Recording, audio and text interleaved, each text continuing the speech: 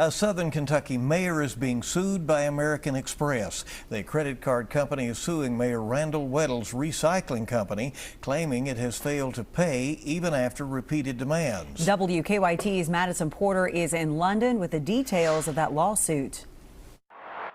Just weeks after advancing to the general election in November, London Mayor Randall Weddle faces new legal pressure, this time from American Express, claiming his recycling company owes more than $700,000. American Express filed the lawsuit Thursday afternoon, seeking to collect the debt. The lawsuit claims BC Recycling LLC, Weddle's company, failed to make minimum payments on its American Express card, even after repeated demands. Now, Weddle's company allegedly owes $713,851. Both the company and Weddle are listed as defendants. American Express is seeking full payment plus court costs. The lawsuit attached Weddle's most recent credit card statement and the card member agreement as evidence in this case. The statement shows more than $1,200 in interest charges this year alone.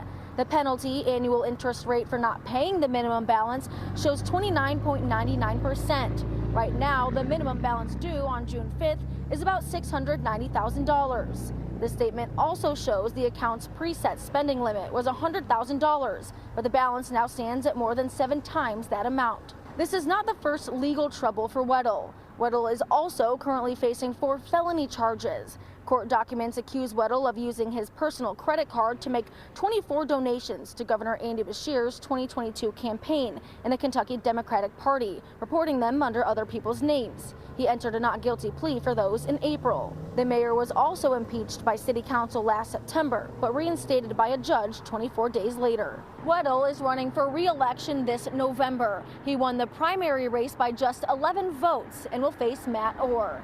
In London, Madison Porter, WKYT.